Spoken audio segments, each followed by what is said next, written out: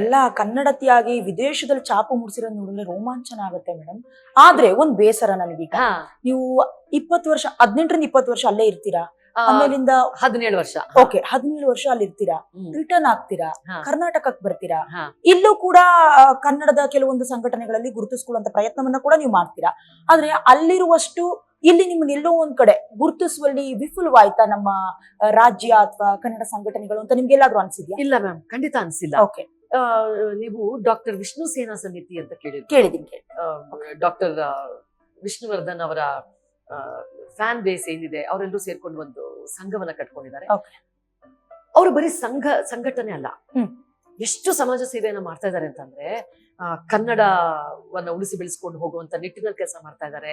ಆಮೇಲೆ ದಾದಾ ಅವರ ಹುಟ್ಟುಹಬ್ಬದ ದಿನ ಸಾವಿರಾರು ಬಾಟ್ಲು ರಕ್ತದಾನವನ್ನ ಮಾಡ್ತಾರೆ. ಆಮೇಲೆ ಬಡ ಮಕ್ಕಳಿಗೆ ವಿದ್ಯಾಭ್ಯಾಸಕ್ಕೆ ಸಹಾಯ ಮಾಡುವಂಥದ್ದು, ಮರ ಗಿಡಗಳನ್ನ ನೆಡೋ ಅಂಥದ್ದು ಕೆಲಸಗಳು ಸುಮಾರು ಮಾಡ್ತಾ ಇದ್ದಾರೆ.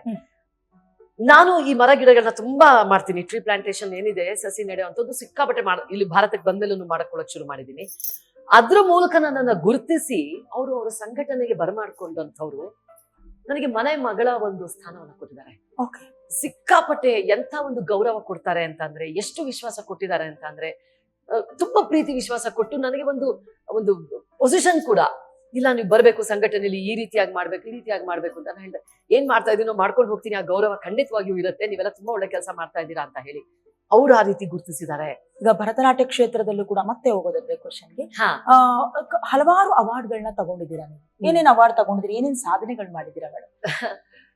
ಅವಾರ್ಡ್ಗಳು ಅಂತ ಹೇಳಿದ್ರೆ, ನಾನು ಅಮೆರಿಕದಲ್ಲಿ ಇರುವಾಗ ಭಾರತದ ಆಗಿನ ಪ್ರಧಾನಮಂತ್ರಿಗಳಾದಂತ ಶ್ರೀ ಎಚ್.ಡಿ. ದೇವೇಗೌಡ ಅವರು ಅಮೆರಿಕಾಗೆ ಬರ್ತಾರೆ. ಓಕೆ, ಯಾವುದೋ ಒಂದು ಭಾರತೀಯ ಸಂಘಟನೆಯ ಕಾರ್ಯಕ್ರಮಕ್ಕೆ ಅಲ್ಲಿ ಬರ್ತಾರೆ.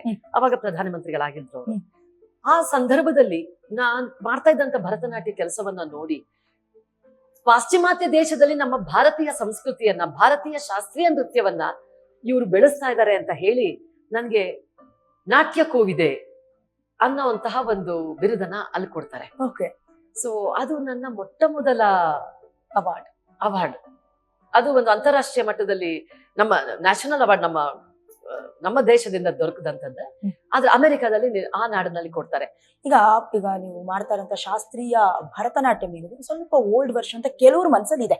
ಖಂಡಿತ.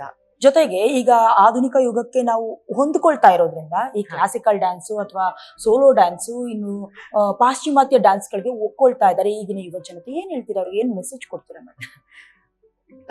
ನಿಜ, ಪಾಶ್ಚಿಮಾತ್ಯ ದೇಶಕ್ಕೆ ಹೊಂದ್ಕೋತಾ ಇದ್ದೀರಿ ಅಂತ ಹೇಳಿದ್ರಿ. ಆಕ್ಚುಲಿ ಅದು ಇತ್ತೀಚೆಗೆ ತಪ್ಪಾಗಕ್ಕೆ ಶುರುವಾಗ್ಬಿಟ್ಟಿದೆ. ಪಾಶ್ಚಿಮಾತ್ಯದ ಎಷ್ಟೋ ಒಂದಷ್ಟು ಗುಣಗಳು ಇಲ್ಲಿ ಬಂದ್ರೆ ಒಳ್ಳೇದು ಏನು ಅನ್ನೋ ಮಟ್ಟಕ್ಕೆ ಆಗ್ಬಿಟ್ಟಿದೆ. ಇವಾಗ ನೋಡಿ, ಅಲ್ಲಿ ಹೋದ್ರೆ ಎಷ್ಟು ಜನ ರಂಗ ಪ್ರವೇಶಗಳು ಮಾಡ್ತಾರೆ.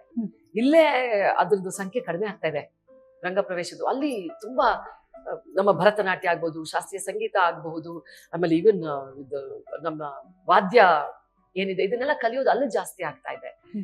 ಬಟ್ ಎನಿವೆ, ಇಲ್ಲಿ ನಾನು ಹೇಳ್ಬೇಕು ಅಂತಂದ್ರೆ, ಇಲ್ಲಿ ಭರತನಾಟ್ಯ ಕಲಿಯೋರು ಕೂಡ ನಾನು ನೋಡಿರೋ ಮಟ್ಟಿಗೆ ಪೋಷಕರು ಮಕ್ಕಳನ್ನ ಕರ್ಕೊಂಡು ಬರ್ತಾರೆ ನೃತ್ಯ ಶಾಲೆಗೆ ಸೇರ್ಸೋದಕ್ಕೆ. ಅವ್ರು ಮೊದಲು ಕೇಳುವಂತ ಪ್ರಶ್ನೆ, ನಮ್ ಟೈಮಲ್ಲೆಲ್ಲ ನಮ್ ಪೋಷಕರು ಗುರುಗಳ ಮುಂದೆ ನಿಂತ್ಕೊಳ್ತಿರ್ಲಿಲ್ಲ. ನಾವು ಬಾಯ್ಬಿಟ್ಟು ಏನೂ ಮಾತಾಡ್ತಿರ್ಲಿಲ್ಲ. ನನಗೆ ಯಾವಾಗ ಕಾರ್ಯಕ್ರಮ ಆಗ್ಬಹುದು, ನನ್ನ ರಂಗ ಪ್ರವೇಶ ಯಾವಾಗ ಮಾಡ್ಲಿ, ಅಥವಾ ಯಾವ್ದಾದ್ರು ಸ್ಪರ್ಧೆಗೆ ಹೋಗ್ಲಾ, ಬಾಯ್ ಬಿಟ್ಟು ನಾವು ಮಾತಾಡ್ತಿರ್ಲಿಲ್ಲ. ಗುರುಗಳೇ ಹೇಳ್ಬೇಕಿತ್ತು, ಅವರೇ ಹೇಳ್ಬೇಕಿತ್ತು. ನೀನು ತಯಾರಾಗಿದ್ಯಾ, ಇವಾಗ ರಾಣಿ ಹೋಗು, ಇದ್ರಲ್ಲಿ ಮಾಡು, ಅಲ್ಲಿ ಹೋಗಿ ಮಾಡು ಅಂತ ಹೇಳೋವರೆಗೂ ನಾವು ಏನೂ ತುಟಿಪಿಟಕ್ಕಂತಿರ್ಲಿಲ್ಲ. ಆದ್ರೆ ಮೇಡಮ್, ಇತ್ತೀಚೆಗೆ ನಾನೇ ಕಣ್ಣಾರೆ ನೋಡಿರುವಂಥದ್ದು, ಮಕ್ಕಳನ್ನ ಪೋಷಕರು ಕರ್ಕೊಂಡು ಬಂದಾಗ ಗುರುಗಳ ಹತ್ರ ಮೊದಲು ಕೇಳೋವಂಥದ್ದವ್ರು, ರಿಯಾಲಿಟಿ ಶೋಗೆ ಇವ್ರು ಯಾವಾಗ ಹೋಗಿ ಮಾಡಬಹುದು, ನೀವು ರಿಯಾಲಿಟಿ ಶೋಗೆ ಮಕ್ಕಳನ್ನ ಕಳಿಸ್ತೀರಾ, ಯಾವಾಗ ಇವಳು ಕಾರ್ಯಕ್ರಮ ಕೊಡ್ಬೋದು, ಮೊದಲನೇ ದಿನ ಕೇಳುವಂತಹ ಪ್ರಶ್ನೆಗಳು.